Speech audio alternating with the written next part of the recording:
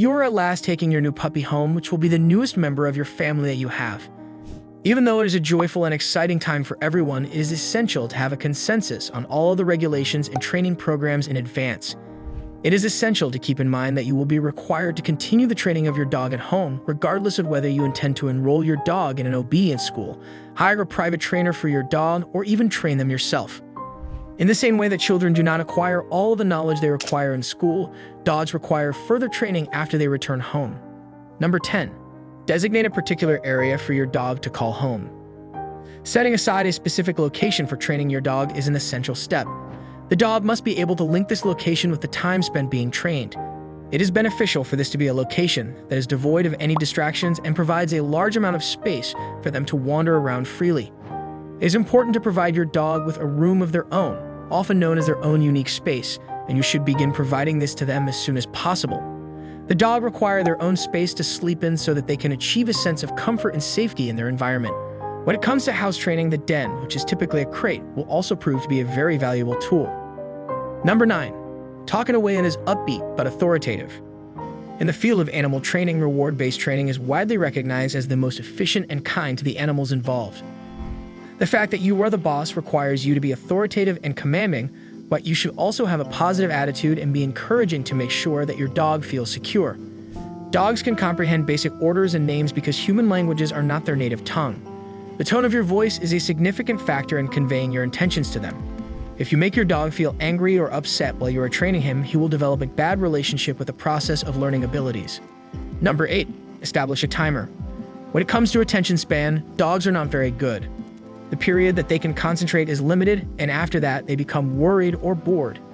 It is recommended that you set a timer for a period ranging from 5 to 15 minutes to guarantee the highest level of attention and comprehension during the training. The duration of the training sessions ought to be in this manner. Every day, you should have multiple training sessions to refresh your dog's memory on the things that you have been working on. Number 7. It is essential that the most important things be taught first. The initial instructions you teach your dog will likely become their favorite. This is because they will use these orders if they are feeling uneasy or when they are attempting to learn a new trick. Initiate the process using pertinent directions such as down and come. Dogs, and especially pups, enjoy jumping up and down as a form of greeting. Be sure not to punish them. It is sufficient to simply disregard the behavior and wait until they have calmed down before providing them with a positive reward.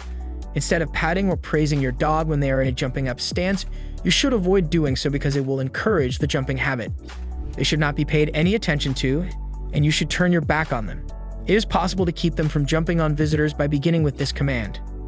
Instruct them to come when they are called upon to do so. It is essential to initiate the teaching of this directive at an early age to prevent kids from fleeing into the street. It is important to initially become proficient in teaching the come command. Your standing as an alpha will be strengthened as a result of the fact that they will be going to you.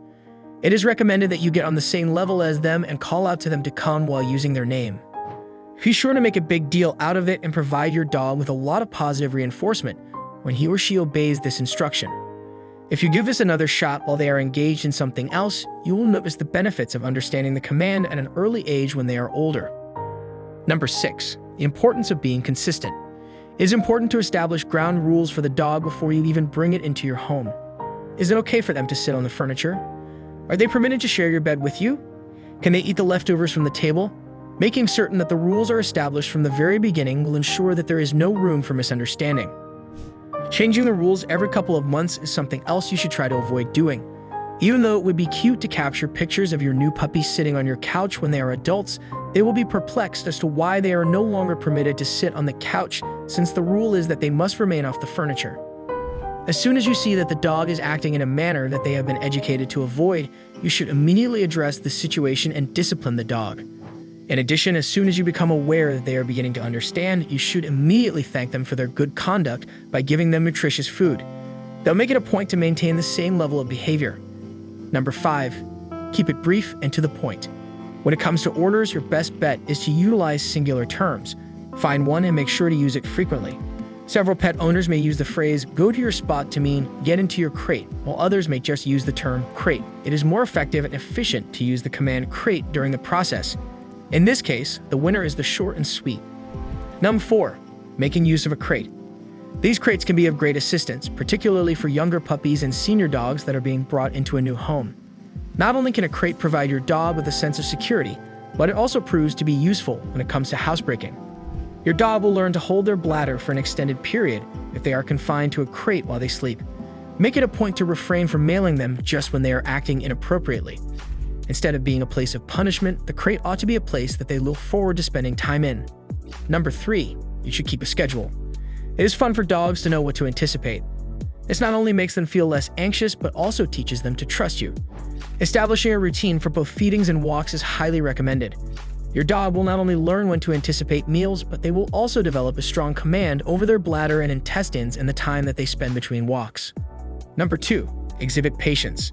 There is a wide range of responses that dogs have to training. Because they are more intelligent and take great interest in satisfying their puppy parents, certain breeds can learn more quickly than others. Other breeds, on the other hand, tend to follow their noses and are easily sidetracked while having their training sessions. To succeed, you need to be patient and persistent. All appropriate actions should be rewarded, and errors should be rectified as soon as they are reported. Your patience with them throughout their training will be rewarded with a reward that will be well worth it. Number 1, positive reinforcement. When compared to the effectiveness of treats and praise for doing the right thing, yelling and punishment for doing something wrong are not good ways to discipline students. When you are housebreaking your puppy, make sure to give them a lot of treats whenever they go outdoors to relieve themselves. Through the use of positive reinforcement, they will learn much more quickly. You should use positive reinforcement to reward your puppy or dog for excellent behavior. This can include giving them treats, toys, plenty of affection, and lots of praise. Ensure that they are aware of the times when they are succeeding. It is important to avoid rewarding poor behavior, as this will simply serve to reinforce it. Make it a point to ensure that the training sessions conclude on a positive note. For example, you could say something like, "Excellent boy," or "Great job, Spot."